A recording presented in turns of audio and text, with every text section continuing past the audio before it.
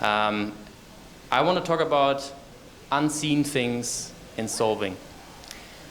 Things that we as solvers come across, odd things that from the outside you might not see, but that are all very important for the mechanisms that we're building and for the users that we're serving, so we can be aware of these things and fix them before they become bigger problems. I'm going to talk about 4 different types of unseen problems. I'm talking one about the battle of limit orders that is happening and that will happen. I'm talking about how intents make you vulnerable and how Vlad was right. How there's an unseen battle between AMMs, especially AMM LPs, and what solvers might play a role there. And then the unseen battle between solvers and the games that they are playing and that are playing out today. And hopefully we will solve and have less of it in the future. And then I won't have many solutions for you. I will leave most of the solution finding up to you, but I will talk a little bit about some of the things that are coming that will help solve these things. And I hope there will be a few minutes for questions. So first on the simple parts. When you look at solving and limit orders, which really is most what we have to have today, if you make an intent order, swap order on any of the dominant protocols, essentially you're putting out a limit order. And it seems quite simple. You just want the best price. And it also seems quite simple on the solver side. The solver with the best price gets to settle your order, and how can that be so complicated, right? The more solvers you have, the nicer the auction's designed, the better your price will be, only good for you. But if you think about a simple order, and someone else might want to do a similar order, maybe you are buying with USDC and someone else is doing the same thing at the same time in the same block. Now, who is going to get which price? Because most likely, if you're trading a similar token set with a similar order size, you will want to use the same AMM pools or the same market maker if you want. Now, all these pools usually have changing price depending on volume, like normal AMM price curve. So one of you is going to get a worse price than the other if you get different prices, or you settle the same price and you batch the orders together and you get the same price. But that's not necessarily what will happen if you just send out an intent, because different intent protocols have different incentives for different solvers. And depending on how that incentive is designed, you will win out over the other user. So it's not as simple as sending out an intent and everyone gets the best price. It really depends on how you set up your order, of whether you get to settle for the best price better than the other users or not. And that's not even the end of it. You don't even know whether you will settle. So if you naively submit an intent and someone else has a conflicting trade, it's very likely that your intent solved by a solver will not end up settling on chain because there's a conflict on the pools that you're using. And that pool would have been moved by another user's trade before your trade settles in the block, and then your trade is no longer valid. It doesn't execute anymore, and you don't get your order settled at all. So these battles between different intents are something that is playing out already today. If you submit an intent on 2 different intent layers, and it's the same trade, then most likely one of them will win, depending on which one gives the solver more leeway to push your order through in execution. And also depending on how sophisticated the solver is in knowing about the competing intent that is out there, and that it will need to outbid towards the builder in order to settle your intent. Does that make sense? So there is a battle between how you construct your intent, how intent layers forward that intent to the solvers, and how much leeway you can give the solver to then settle your intent in your best interest. And there is a direct conflict between the surplus that the user can get and the settlement guarantees that the solver can give you. And this is a very difficult design space to navigate, because depending on the trade and depending on the type of trade that the user, and the type of priorities the user has, different ways of formulating the intent will give you the optimal execution for what you want. Does that make sense? Okay. So this is one of the playing fields. Another one is that every intent makes you vulnerable. Like, we've all gone through a year and a half or 2 years of MEV research that we consumed. And MEV is based on information that is known about your trade before that trade is settled on chain. Right? If there were nothing known, nothing could be extracted. Intents extend that knowledge. There's now much more known about you and your trade than there was ever before. If you submit an intent, there is now a different stage to your transaction. Often 1 or 2 blocks where any searcher who has an interest can see what you are intending to trade. And that gives them a lot of time to play with your order as they want. Now, this is a bit of a different kind of game than simple reordering of transactions, because your intent might not be a transaction yet. But it still does say something about a future change in market price. And if I see a big order, and I'm listening to the 1-inch resolver API or the CowSwap order API, and I see a big sell order for a low liquid token, I can put 1 and 1 together and say that the token price is probably going to drop. And there's really nothing stopping anybody from shorting that token, waiting for your order to execute, and then buying back that token and making 5, 10, 15% in a single trade. Now, they need liquidity, and it's a probability game, but it's well worth it on larger trades. And this is not only intents, big swap intents that you might submit on one of these networks. Anything that you do on chain speaks about your intentions. So if you transfer a large sum of tokens from your cold wallet to your hot wallet, then it's rather easy to see a pattern that you might want to sell them. Or if you are an institution, or if you're a DAO, or if you are a prop shop, or if you're any other sort of trader, and you think you are hiding an order because you are selling it in bits, it's really easy to try to infer the total size of your order and then front run you or sandwich you over multiple blocks based on that information or based on that prediction. And this is really something that we need to consider whenever we think about intents, that any additional information that we give out is also an additional information that can be misused. And there's not much, something that's not been much discussed, but the discussion of MEV should definitely include the additional risks that we expose users to by publishing their intents and by the users publishing them. And I think some teams are very well aware of that and are planning ahead of that, but it's something that is not discussed enough today, I think. Then there's a hidden battle of AMMs. I don't know who has seen the balancer fee reduction that was posted in May? Only Felix, okay. Balancer reduced their AMM pool fees for 4 pools by 80% for all trades coming from CowSwap solvers. Now, why did they do that? Trades are not created equal on chain, and anybody who has looked into LVR will have seen the massive cost incurred by LPs from toxic flow. Toxic flow is just another word for informed flow of arbitrageurs who know that the price that they're getting on your exchange will give them more or less guaranteed profit, and that your exchange's price is outdated.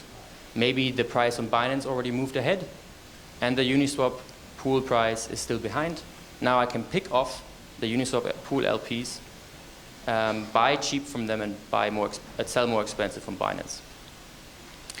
This is likely the largest cost and the biggest issue of DEXs and DEX LPs. Now, only arbitrageurs or informed traders are really the risk here. A normal retail trader should not have advanced knowledge of the market. And that means that a retail trade doesn't pose this risk. The likelihood that an arbitrage trader trades in cow swap is exceedingly small. There are some, but it's a more difficult topic. Because cow swap is a batch auction and you don't know the exact settlement time. Now, an arbitrage trader would never want to accept that inaccuracy. They need speed and accuracy. But a normal retail user will, for the improvement in price. And AMMs can make use of that information and say, anybody who comes to me and proves credibly that they are a retail trader, maybe by proving that they are patient, they're using a batch auction, and no arbitrager would use a batch auction, and hence by inference, you are a retail trader, I am going to charge you lower fees. Because the only reason that AMMs have to charge such high fees is because you need to compensate for all the losses they make from the arbitragers. And coming back to the example of Balancer, they picked as their first reduction 80%. Now that's not insignificant. They are making basically a statement that's saying that retail users should only pay 20% of what we would usually charge the average trader on our AMM. Now, this is only an introduction to the LVR battle that's being fought between AMMs. If you look at an arbitrage trade that is only between an atomic arbitrage trade between two AMM pools, then all of the profit that the arbitrager makes has to come from somebody. It's a zero-sum game. And it comes from the LPs usually. So the LPs are getting picked off. They are selling at the wrong price, usually too cheap.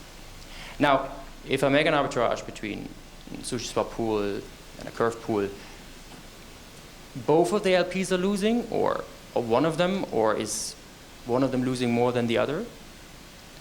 Actually, there's a big difference. One of the pools might actually be gaining from the arbitrage. It's totally possible that an arbitrage gives some tokens to one pool relative to the market price and picks off most of the profit from another pool.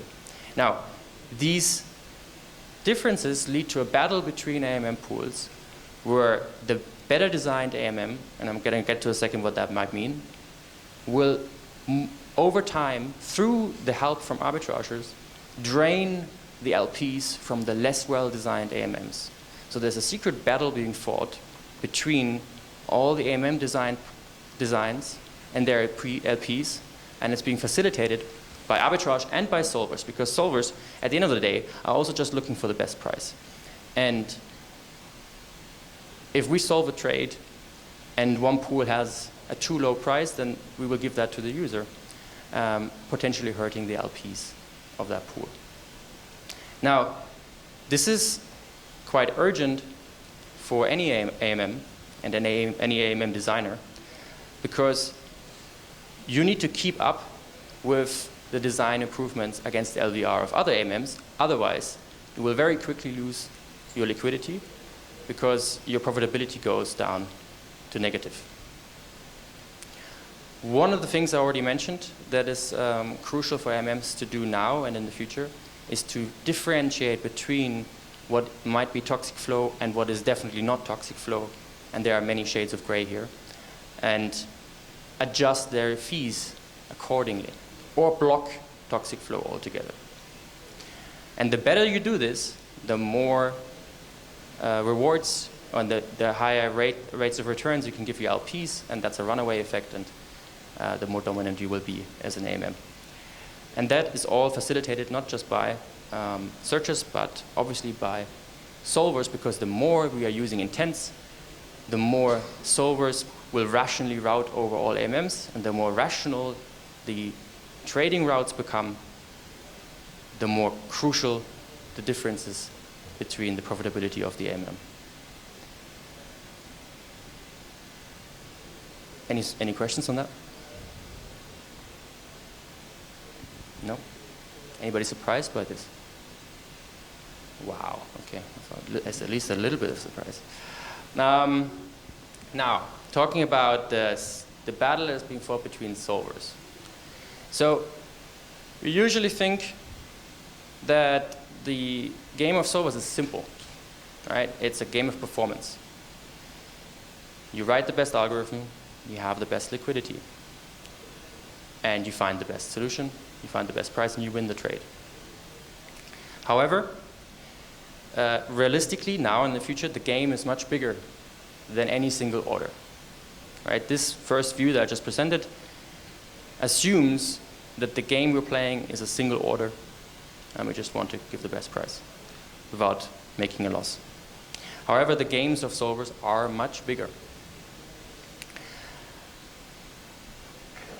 It's no secret that there's a risk of centralization in solving, as there is in building. And there's a strong long-term incentive to make a loss short-term on trades in order to win market share, win partners, and drive out competition. And this is something that anyone who designs solver auctions, who designs intents, should keep in consideration, because it is something that every solver team actively considers. Right? And I'm not making a moral judgment here. I'm just bringing it to an awareness, because we need to design mechanisms where this disalignment is just impossible, where a solver that is optimizing for their long-term future is also optimizing for the short-term surplus of the users. And I think that is possible, but only if we actively design for it. One example might be 1inch's recent ban on bribing builders. There's a limit to how much you can now pay in priority fees to the builder. And they're trying to limit the surplus that is given away to builders, and thereby increase the surplus that stays with the users. I think this is only a very first step in the direction of improving the design space for solvers, because once you have such a rule, you also need enforcement, and that becomes complex very fast. Because there's many ways of hiding these kinds of bribes, right? You can vertically integrate with a builder, have like out-of-band payments. There's numerous ways you can get around it, and we need better systems that make sure that they are simple enough and robust enough that this is not possible. Okay. Now, this all sounds quite dark, but I don't believe so. I think there are very good approaches to solving this. And one big part of the solution is privacy. If we want to reduce MEV and EV intent, we cannot get around having more privacy on what users want. I'm not going to go into different technical solutions to this, but there is certainly a trade-off with privacy and optimal execution. And these are difficult trade-offs to navigate, but some of the teams who are building exciting solutions on this are here today. You all know them: Suave, Anoma, Essential, and many others who might not be public yet. Then there's another consideration, which is something that we have been pushing awareness for, and I think that's becoming very apparent, is that the solver's game is a very different game to the searcher's game. We are expected to behave, and we have an incentive to behave. And that introduces a new vector for alignment, and a very powerful one, and one that I can speak to because we stopped all attempts, and we've been asked many times, so we stopped all attempts at searching or using any of the knowledge that we come across, and we do a lot, for implementing any MEV bots or strategies. Because there's simply a conflict between that and doing the best job as a solver, where the surplus of the user should always be first. But it's not only that, it's also that having partnerships, being here public, you see me, having a brand, strongly forces a long-term alignment between us and every single trade that we do. You see that in some solver auctions, mistakes happen sometimes. And so far, in most cases, or all cases, I don't know an exception, solvers have reimbursed the user for the mistake that was made. And that is no coincidence, because as solvers and as public entities, we have this long-term alignment to behave. And you can basically model this as any single loss or any single profit we could make on any single transaction has to be weighed against the total future value of solving. And you can see that there's probably very few exceptions that could come up that would tip this balance in the other direction. This also means that we are introducing a new form of commitment to the decentralized game of solving, which is we have a long-term credibility commitment as a brand and as a team. That's of course not enough. We need credible commitments on-chain, and there are many designs for that. I'm not going to go into them. But I want to mention that we don't have very good solutions for this yet. It might seem, especially now that in the last 12 months, we saw many similar designs, that we're closing in on an optimal design. I don't feel like that at all. I feel like we're very much at the beginning of how we design intents, how we design order flow auctions, how we design credible commitments, and how we turn non-cooperative games, which in many ways solving is today, into cooperative games by changing the mechanism. And I don't have the magic solution right now. I think that's why many of us here today. So I only wanted to pose some interesting problems and very much look forward to seeing new designs come up over the next months and years. Open to any questions.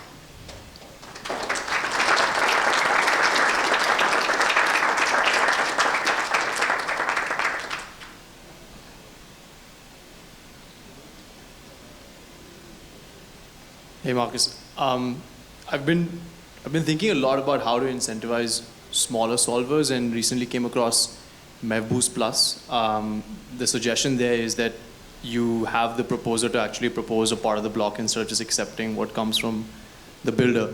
Do you think this could be a healthy way for builders to build part of the block and the proposer to then have some sort of auction for qualified smaller solvers to propose blocks that they'll include, and maybe that way there's more democratization around the process? You're assuming that there's a conflict between the partial block that the solver is already building that he would be sending to the builder and the builder's interest, right? Because if there was no conflict, then I could just send it to the builder. Yes. Okay. I can definitely see how that helps, yeah. There are, the more intents we have, the bigger the partial blocks that solvers will build. I mean, a cow swap batch is a partial block, right? And now we have Uniswap X and One Fusion and many more. Now, I put them all together into one bundle. They might come up to half a block, right? And they might very well be in conflict with some of the things the builder will want to do. And yes, I think that's an interesting pathway. I mean that the builder might want to include trades ahead of the batch, or he might want to, well, for example, I could submit all of my intents as a partial block and say, well, as long as the builder doesn't unbundle me, either you include all of them or none of them. But other solvers could submit parts of that block to the builder, and the builder could then build a block with these parts, maybe include a backrun and not include another part of my batch, and then let my larger batch fail.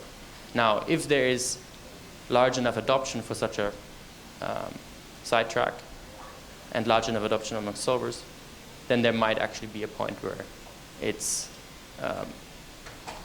incentive aligned for all solvers to submit there, knowing that they will get net a better execution. But I'd have to think that through more.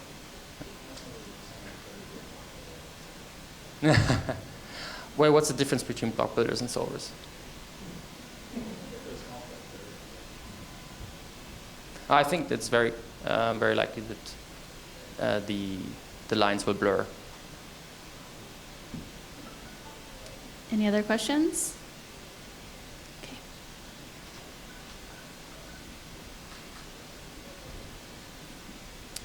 Hey Marcus, thanks for the presentation. It was great to hear. I have a question on the toxic flow that you mentioned during your presentation. So what's your view on the classic AMMs, let's say, and the LPs in these AMMs? So what will happen with them? Because it looks like they got more and more toxic flow going their way. So do you have any idea what will happen in the future with the LPs? So maybe they like go to the other solutions, other pools. So what's your view on that? Thank you. I think, Stefan, you asked on Twitter for a few weeks ago, like, anybody who's an LP on a UniV2 pool, please contact me. Maybe you have some insights on that. What did you find out? The question was, what's going to happen to these LPs, and why are they doing it? Why are they still there, and what's the motivation? I actually got some interesting answers. Like, there were some people, basically the LPs that were there were just capturing retail flow that was coming from Uniswap front end, and they were able to hedge in one direction to be able to like manage their exposure to LVR. Actually, some of the largest CeFi DeFi arbitrage traders were doing this strategy, which tells me that if they were able to actually like manage the toxic flow while being in that position, like they would be the best position to be able to tell, right? So I think it was a credible source. What they said is, as soon as you route through some RFQ model and you get the you give the retail flow to some private market maker, then yeah, there's no reason to be a market maker for large pairs anymore as an LP. Maybe for smaller pairs that market makers aren't taking, and you're still getting retail flow, and that's fine. But yeah, that's harder to hedge. So that means Uniswap X is a massive shift, because that's the door is open for that to happen overnight. I don't know about overnight, but yes. Anything else? Other questions? No? Okay, so thank you, Marcus. Thank you.